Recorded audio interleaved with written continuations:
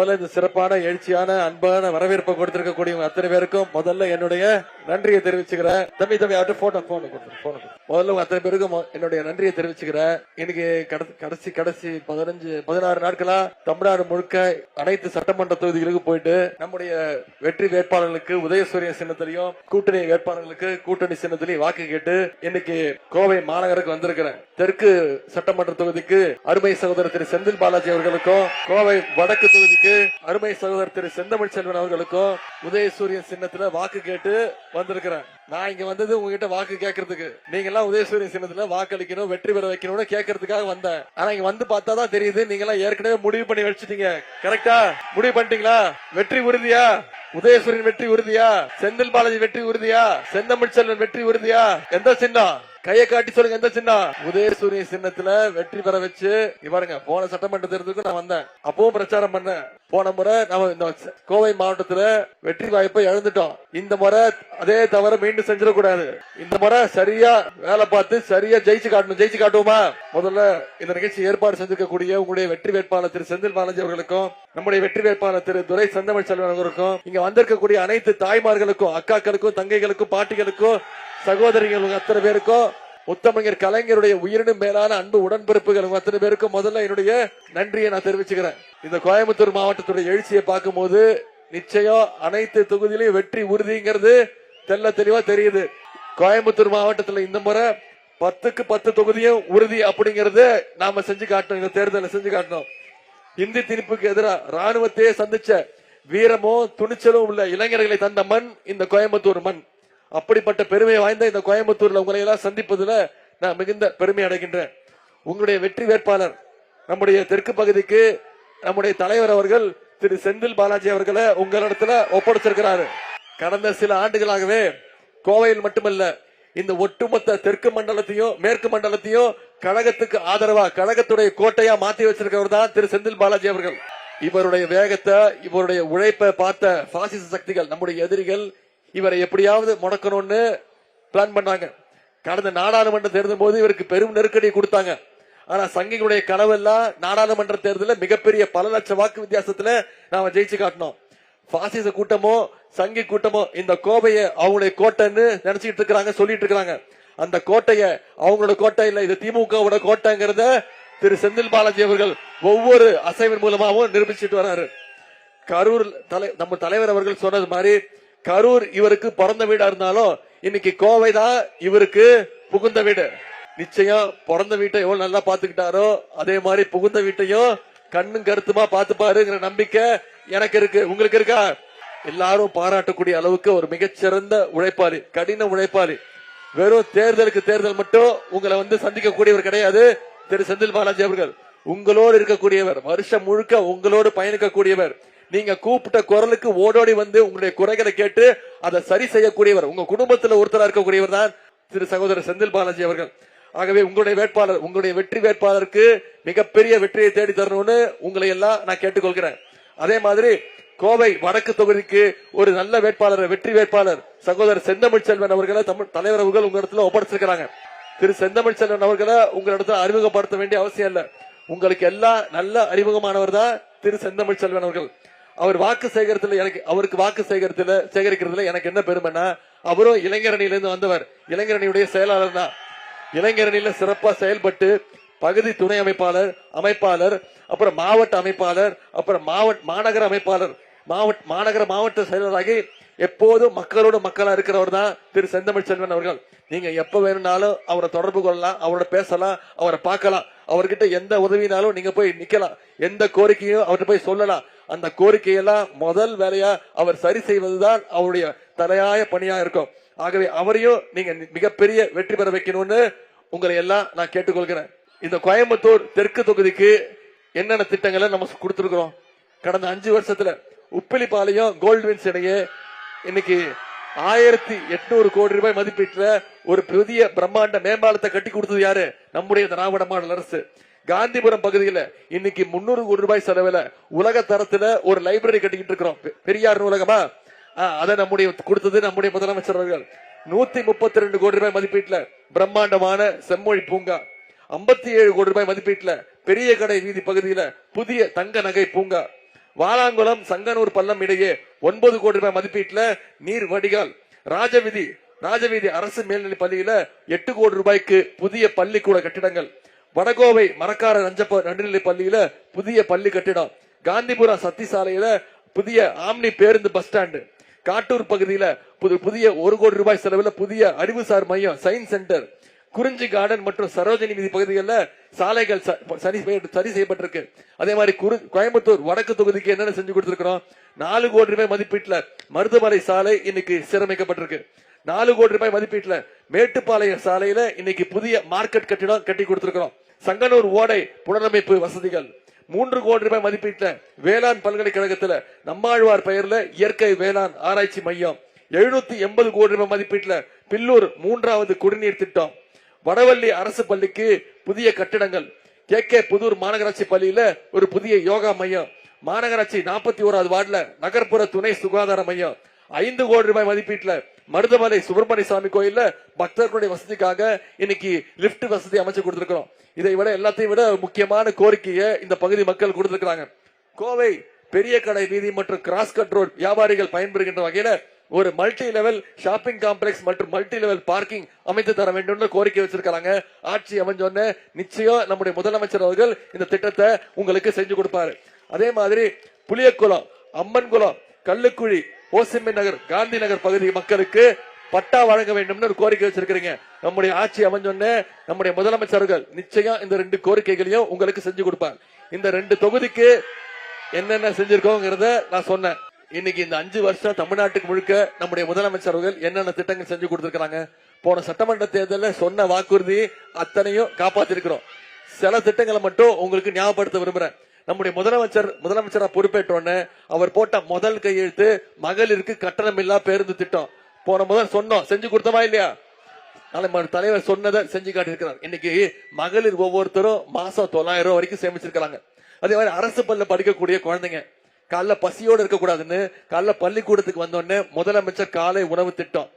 சரி, பள்ளிக்கூடத்துக்கு குழந்தைங்களை வர வச்சுட்டோம், அடுத்து கல்லூரிக்கு வர வைக்கணும்னு இன்னைக்கு கல்வி ஊக்கத்தொகை ஒவ்வொரு மாணவருக்கும் அரசு பள்ளியில படிச்சுட்டு எந்த கல்லூரியில போய் சேர்ந்தாலும் அவங்களுக்கு மாசம் 1000 ரூபாய் கல்வி ஊக்கத்தொகை நம்முடைய முதலமைச்சர் கொடுத்திருக்காங்க. இப்போ சமீபத்துல 2 மாசத்துக்கு முன்பு அனைத்து கல்லூரி மாணவ மாணவிகளுக்கும் 10 லட்சம் மாணவ மாணவிகளுக்கு இலவச லேப்டாப் திட்டத்தை அறிவிச்சு ஒரே மாசத்துல 10 லட்சம் மாணவ மாணவிகளுக்கு லேப்டாப் கொடுத்திருக்கிறோம். இப்படி பல்வேறு திட்டங்களை செஞ்சு கொடுத்துட்டு தான் உங்களை எல்லாம் சந்திக்க நம்ம வந்திருக்கிறோம். அது மட்டும் இல்ல, உங்களுக்கு தெரியும் கலைஞர் மகளிர் உரிமை தொகை திட்டம். போன சட்டமன்ற தேர்தலில் நாம சொன்ன வாக்குறுதி கடந்த 3 வருஷமா 1,31,00,000 மகளிருக்கு மாசம் 1000 ரூபாய் உரிமை தொகை நம்முடைய முதலமைச்சர் அவர்கள் கொடுத்திருக்கிறாங்க. அதை நிப்பாட்டுறதுக்கு அதிமுகவும் பாஜகவும் முயற்சி பண்ணாங்க. தேர்தலை காரணம் காட்டி 3 மாசம் கலைஞர் மகளிர் உரிமை திட்டத்தை நிப்பாட்டுறதுக்கு நீதிமன்றத்துக்கு போனாங்க. நம்முடைய முதலமைச்சர் என்ன பண்ணாரு? 1000 ரூபாய் கொடுக்கறது நிப்பாட்ட முயற்சி பண்றீங்களா? நான் 5000 ரூபாய் கொடுக்கறேன்னு பிப்ரவரி மாசம், மார்ச் மாசம், ஏப்ரல் மாசம் 3 மாசத்துக்கு சேர்த்து 3000, கோடை கால சிறப்பு நிதி 2000, 5000 ரூபாய் நம்முடைய முதலமைச்சர் அவர்கள் உரிமை தொகை கொடுத்தாங்க. முதலமைச்சர் காலையில 6 மணிக்கு மகளிருடைய பேங்க் அக்கௌண்ட்டுக்கு டிரான்ஸ்பர் பண்ணாங்க. மகளிர் என்ன பண்ணீங்க? காலைல 9 மணிக்கெல்லாம் போய் பணத்தை எடுத்துட்டீங்க. அவ்வளவு ஷார்ப்பா இருக்கீங்க. ஏன்னா உங்களுக்கு பயம். நம்முடைய முதலமைச்சர் கொடுத்திருக்கக்கூடிய உரிமை தொகைய ஒன்றிய பாஜக அரசு, மோடி அரசு பேங்க்ல மினிமம் பேலன்ஸ் இல்லைன்னு சொல்லி அவங்க எடுத்துருவாங்களோன்னு ஷார்ப்பா போய் பணத்தை எடுத்துட்டீங்க. அதே மாதிரி ஷார்ப்பா 23ஆம் தேதி வாக்குச்சாவடிக்கு போய் நம்முடைய கோயம்புத்தூர் தெற்கு தொகுதியில திரு செந்தில் பாலாஜி அவர்களுக்கு வாக்குப்பெட்டியில 2வது இடம், வாக்குப்பெட்டியில 2வது இடம், பேர் செந்தில் பாலாஜி இருக்கும், பக்கத்துல உதயசூரிய சின்னம் இருக்கும், அந்த சின்னத்துல நீங்க வாக்களிக்கணும். அதே மாதிரி வடக்கு தொகுதியில திரு செந்தமிழ்ச்செல்வனோட பேர் இருக்கும், வாக்குப்பெட்டியில 2வது இடம், பக்கத்துல உதயசூரிய சின்னம் இருக்கும். இது 2 பேரையும் வாக்களிச்சு இவங்க 2 பேரும் வாக்குப்பெட்டியில 2வது இடம். ஆனா வாக்கு எண்ணிக்கை 4ஆம் தேதி எண்ணிக்கை வாக்கு எண்ணிக்கையின் போது இவங்க 2 பேரும் முதல் இடத்துக்கு வரணும். உதயசூரியன் தெற்கு தொகுதியிலையும் ஜெயிச்சாச்சு, வடக்கு தொகுதியிலையும் ஜெயிச்சாச்சுங்கிற செய்தி வரணும். செஞ்சு காட்டுவீங்களா? வெற்றி உறுதியா? அதே மாதிரி சில வாக்குறுதியும் நம்முடைய தலைவர் கொடுத்திருக்கிறாங்க. மகளிர் போட்டோல இருக்கிறீங்களே, சரி காட்டுறேன். போட்டோ நீயே எடுத்துட்டியா? அது என்ன போட்டோ?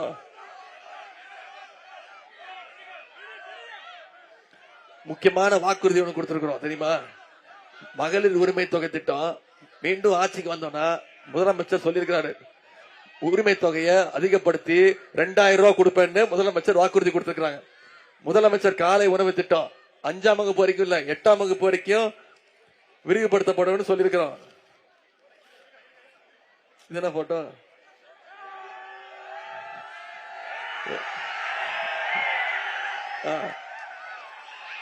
என்ன போட்டோ தெரியுமா?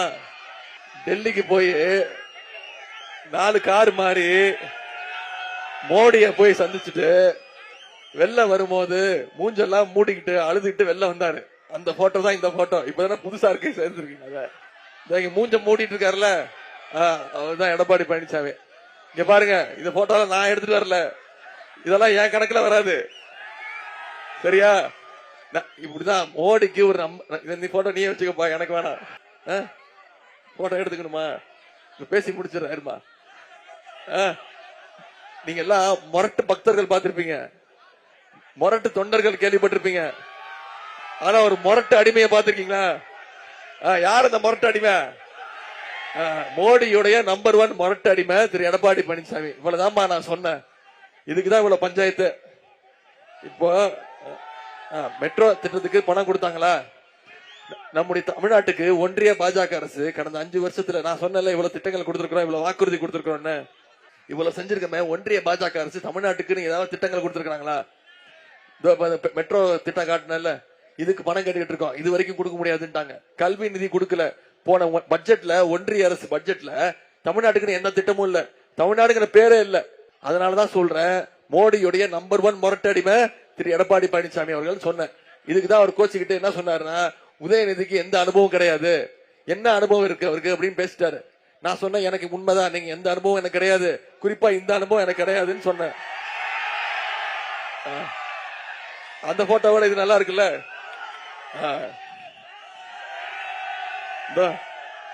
கீழே ஒருத்தர் படுத்திருக்காருமா, அவர் தான் முன்னாள் முதலமைச்சர். இப்படிதான் முதலமைச்சர் ஆனாரு. இதைத்தாமா காட்டின. இப்பவும் விருப்பம் இல்லாம தான் காட்டியிருக்கேன், நீங்க கேட்டதுனால காட்டினேன். எனக்கும் அந்த போட்டோக்கும் எந்த சம்பந்தமும் கிடையாது. என்ன திட்டுறாரு தெரியுமா? என்ன கெட்ட வார்த்தையில மட்டும் தான் திட்டல, செத்து போன்ட்டாருமா, என் உயிரை வாங்குற அப்படின்ட்டாரு.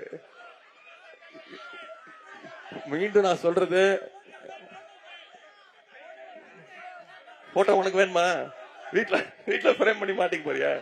நம்முடைய முதலமைச்சர் சொல்ற மாதிரி, தலைவர் சொல்ற மாதிரி, இந்த தேர்தல் டெல்லி அணி வெர்சஸ் தமிழ்நாடு அணி. டெல்லி அணியை நம்ம தோற்கடிக்கணும், தமிழ்நாடு அணி நம்ம ஜெயிச்சு காட்டணும். ஜெயிச்சு காட்டுவோமா? 10 தோல்வி பழனிசாமிய மொத்த தோல்வி பழனிசாமி ஆக்கி இந்த தேர்தலோட வீட்டுக்கு அனுப்பணும். செஞ்சு காட்டுவோமா? நீங்க அத்தனை பேரும் உதயசூரிய சின்னத்துல வாக்களிக்க போறீங்க. நீங்க முடிவெடுத்துட்டீங்க, கரெக்டா? நீங்க எல்லாம் தெளிவா இருக்கீங்களா? உறுதியா இருக்கீங்களா? நான் உங்ககிட்ட கேட்டுக்கொள்வதெல்லாம் ஒன்னே ஒண்ணுதான். இன்னைக்கு தேதி 17, 23ஆம் தேதி தேர்தல். இன்னும் 6 நாட்கள் இருக்கு. உதயநிதி வந்தாரு, போய் பேசினாரு, திட்டங்கள்லாம் சொன்னாரு, வாக்குறுதி கொடுத்தாரு, போனோம், போட்டோ காட்டினாரு, கலைஞ்சு போயிட்டோம். அப்படி இருக்கக்கூடாது. அடுத்த 6 நாட்கள் நீங்க ஒவ்வொருத்தரும் உங்களுடைய தெருவில் இருக்கக்கூடிய ஒவ்வொரு வாக்காளரையும் சந்திங்க, போய் பிரச்சாரம் பண்ணுங்க, பேசுங்க.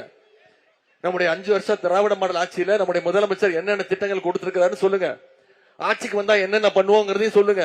எல்லாத்த விட முக்கியம், சங்கி கூட்டத்தை தமிழ்நாட்டுக்குள்ள உள்ள விடக்கூடாது. விட்டோம்னா நமக்கு டேஞ்சர். முக்கியமா இந்த கோயம்புத்தூர் ரொம்ப ரொம்ப முக்கியம். ரொம்ப தெளிவான முடிவு எடுக்கணும். நீங்க செஞ்சு கொடுப்பீங்களா? சரி, உங்களுக்கு எல்லாம் ஒண்ணு தெரியுமா? நானும் வேட்பாளர், தெரியுமா உங்களுக்கு? நானும் தேர்தல் நிக்கிறேன், வேட்பாளர் நானு. எந்த தொகுதியும் தெரியுமா? சேப்பாக்க திருவில்லிக்கேணி. எனக்கு அப்பப்ப ஞாபகப்படுத்துங்க, நான் மறந்துடுறேன். நான் இன்னும் என் தொகுதிக்கு ஒரே ஒரு நாள் தான் போயிருக்கேன் வாக்கு கேட்டு. இனிமேதான் போகணும். ஜெயிச்சிருவேன் நம்பிக்கை இருக்கு. ஆனா என் தொகுதியை விட்டுட்டு நான் இங்க கோயம்புத்தூர் வந்திருக்கிறேன். திரு அண்ணன் செந்தில் பாலாஜி அவர்களுக்கும் செந்தமிழ் செல்வர்களுக்கும் வாக்கு கேட்கிறேன்னா என்ன அர்த்தம்? எனக்கு என் தொகுதி வெற்றியை விட அண்ணன் செந்தில் பாலாஜியுடைய வெற்றி, சகோதரர் தமிழ்ச்செல்வனுடைய வெற்றி மிக மிக முக்கியம். சேப்பாக்க திருவல்லிக்கேணி தொகுதி வெற்றியை விட இங்க கோயம்புத்தூர் தெற்கு தொகுதியும் கோயம்புத்தூர் வடக்கு தொகுதியுடைய வெற்றி மிக மிக முக்கியம். சேப்பாக்க திருவல்லிக்கேணி தொகுதியை விட அதிகமான வாக்கு வித்தியாசத்துல நீங்க 2 பேரையும் ஜெயிக்க வைக்கணும். செய்வீங்களா? அடுத்த 6 நாட்கள் நீங்க ஒவ்வொருத்தரும் பிரச்சாரம் பண்ணுவீங்களா? வாக்காளர் சந்திச்சு பேசுவீங்களா? அப்படி பண்ணீங்கன்னா நிச்சயம் 2 பேரும் எதிர்த்து போட்டியிடக்கூடியவங்க டெபாசிட் பறி போற அளவுக்கு 2 பேருடைய வெற்றி இருக்கணும். சாதாரணமா ஜெயிக்கிறது நல்ல விஷயம் தான், மறக்க முடியாத வெற்றி தான். ஆனா எங்க தோத்துருக்கோமோ அங்கிருந்து ஜெயிச்சு காட்டணும்னு வச்சுக்கோங்க, அது மிக மிக முக்கியமான வெற்றியா இருக்கும், யாராலையும் மறக்க முடியாத வெற்றியா இருக்கும். அந்த வெற்றியை இந்த கோயம்புத்தூர் மாவட்டத்திலிருந்து, முக்கியமா இந்த கோயம்புத்தூர் தெற்கு தொகுதி, கோயம்புத்தூர் வடக்கு தொகுதியிலிருந்து மீண்டும் இது நம்முடைய திமுகவுடைய கோட்டை இந்த 2 தொகுதி அப்படிங்கறத இந்த தேர்தலில் நீங்க நிரூபிச்சு காட்டுவீங்களா? உங்களை எல்லாம் அன்போடு கேட்கிறேன், பண்போடு கேட்கிறேன், பாசத்தோடு கேட்கிறேன், உரிமையோடு கேட்கிறேன், உங்க வீட்டு பிள்ளையாக இருந்து கேட்கிறேன், தலைவருடைய மகனாக இருந்து கேட்கிறேன், இன்னும் பெருமையா பூரிப்பா சொல்லணும்னா முத்தமிழர் கலைஞருடைய பேரனாக இருந்து கேட்கிறேன். உதயசூரியன் சின்னத்துல வாக்களிச்சு அண்ணன் செந்தில் பாலாஜி அவர்களையும் திரு செந்தமிழ் செல்வன் அவர்களையும் அதிகமான வாக்கு வித்தியாசத்தில் ஜெயிக்க வச்சு சட்டமன்றத்துக்கு அனுப்புங்க. உங்களுடைய குரலாக நம்முடைய முதலமைச்சர் மீண்டும் முதலமைச்சர் ஆக போது உறுதி. அதற்கு மேலும் வலு சேர்க்கிற விதமா இந்த 2 சட்டமன்ற உறுப்பினர்கள் சிறப்பாக செயல்பட்டு இந்த கோயம்புத்தூருக்கு என்னென்ன தேவையோ அனைத்து திட்டங்களையும் கொண்டு வருவார். அந்த வாக்குறுதியை நான் உங்களுக்கு கொடுத்து விடைபெறுகின்றேன். உங்களுடைய அன்புக்கும் வரவேற்புக்கும் நன்றி. ஆதரிப்பீர். உதயசூரியன், உதயசூரியன், உதயசூரியன்.